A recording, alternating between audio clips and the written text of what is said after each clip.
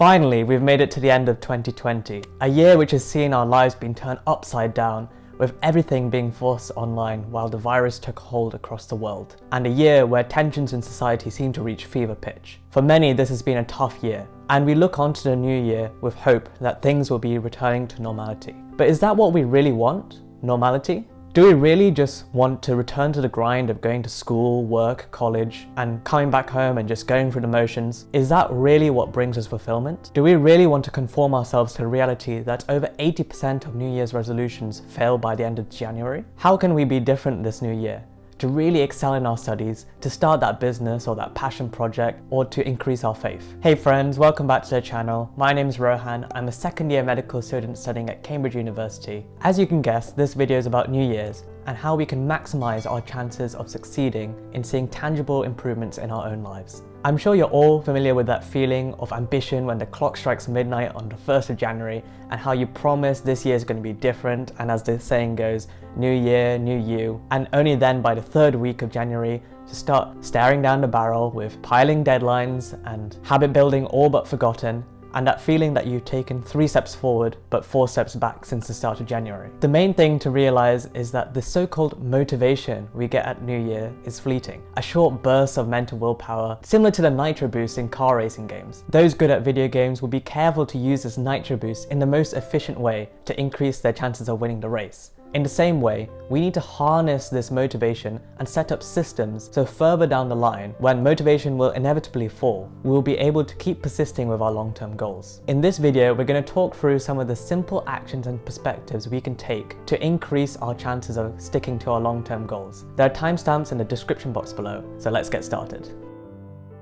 Loads of advertising has been saying recently, let's forget 2020 and just look forward to 2021. Personally, I really don't like this. We have to reflect so we have a foundation to look forward more effectively. By reflecting, we also add more meaning to our lives and avoid that scary feeling that time is just blending into all one continuum, which I'm sure all of us have been feeling to some extent this year. When reflecting, list all the people and all the things that you are grateful for, especially in a year like this, where there's been so much turmoil. For me, as a Christian man of faith, I think it's really important to thank God for sustaining us through the past year and giving us the opportunity to see another year. Think about some of the highlights and lowlights for you in 2020. We often do this as a family together, to cherish the good moments and achievements and to mourn our losses and disappointments. It's really good to prioritize all this stuff before we start thinking about productivity and habit building, because ultimately it is these moments and the connections we form with other people that are most important, and frankly what makes us human. Then we can start dissecting our habits a bit and where we can actually make improvements in our lives. What things worked for you? What things didn't?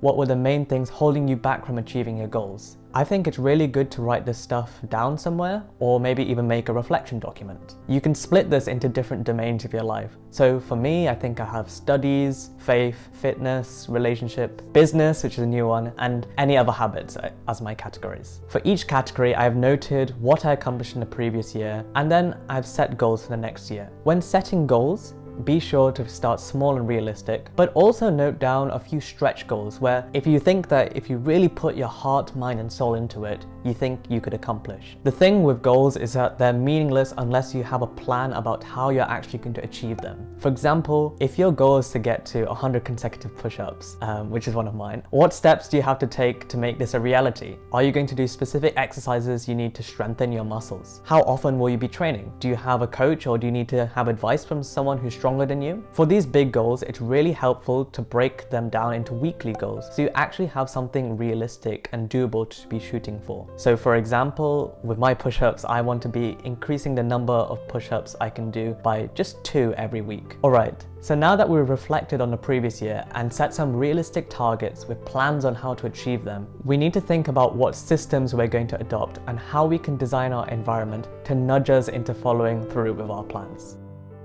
One thing which holds us back from achieving our goals is disorganization. This creates a layer of friction between us doing what we want to do and when we're actually going to do it. Our brains are hardwired to take the path of least resistance, so we end up just not taking action and procrastinating. Some simple things to get organized is to clear your workspace. both the physical one and the digital one. Just take time to set everything to neutral, to finally go through your files and put everything in its correct place, because this will not only save you time down the line, but it also reduces the resistance to getting started with whatever work you need to do. Another trick is to prime your environment to build your habits. So for example, in my room, I have a guitar out on a guitar stand, which prompts me to practice more regularly. Similarly, I have a resistance band, so when I'm like losing focus and I just need to get the blood pumping for a bit, I can do some quick exercises with that. And this also helps me towards my other fitness goals. A good way to maintain consistency is to track your goals. There's a famous quote that goes, "What gets measured gets managed." By creating even just a simple tally of all the times your past self has stayed on track,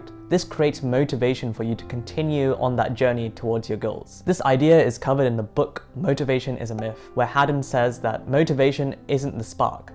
Motivation is a fire that starts burning after you manually, painfully coax it into existence. It feeds on the satisfaction of seeing yourself making progress. And it's this consistency in taking action which ultimately leads us to success. In the John Maxwell Leadership Podcast, he says that success is achieving our daily decisions, so that's what we set out to do, and our daily practices, which is executing on our goals consistently. And there's a really good graph explaining this in Atomic Habits by James Clear, who explains that by just getting 1% better every day, this compounds over a long period of time to lead to massive results. So main thing here is to stick with our systems and trusting in the process of habit building and committing to playing the long-term game of self-improvement. And finally, it's really important that we actually enjoy the process and develop a passion for what we've decided to set out and accomplish. Because at the end of the day, if you don't actually like what you're doing, it's going to be so much harder to go out and take consistent action when the going gets tough. So for example, in school, if you really want to go out and do well in some of your subjects, it's a good idea to try cultivate an interest in the subject by reading around the subject a bit, and by asking questions such as, why does this work like this? Or what's the evidence for this? To your teachers. This will help you connect with the subject more and help you when you have to slog through the more mundane facts for your exam. And this builds into the practice of challenging yourself. This is because if we find something too easy, naturally it won't be very stimulating. And I'm sure many of us have felt like this during this lockdown, where we've been forced to stay in our homes all day. There was nothing really for us to go out to challenge and achieve, and we find ourselves in a bit of a rut. But if we step out of our comfort zone, the challenge itself can give us motivation to take action. For example, during the lockdown, I set a goal that I wanted to run 50 kilometers a week, which for me is quite a lot. Before that, the longest I'd ever run in a single run was only 12 kilometers. However, because I challenged myself to run further, I started being able to increase my maximum range by about a kilometer every week. And in the end, I was able to run my first half marathon. In this process, I was also motivated to increase my speed, and I also set my 5K, 10K, and 15K personal bests. So even though I set out just to increase my range to 50 kilometers a week, the challenge motivated me to improve other aspects of my running. This comes back to what we're talking about, stretch goals, which can help us shatter the preconceived limitations we place on ourselves. So that's all for this video. There were quite a few ideas which I'm sure we'll be fleshing out somewhere down the line. The key things to take home is to reflect on your previous year, both in terms of our personal life and with respect to our goals, and to set goals with an action plan of how we will accomplish them. Then we need to set up organization systems to help us stick to our goals and create motivation to carry on even when the initial burst of motivation at the new year runs out. And finally, we need to develop an interest and get ourselves out of our comfort zone, using that as something to compel us to take action. So please leave a like and a comment if you found this video useful, and subscribe if you want more content like this in the future. So anyway, take care, Happy New Year, and bye for now.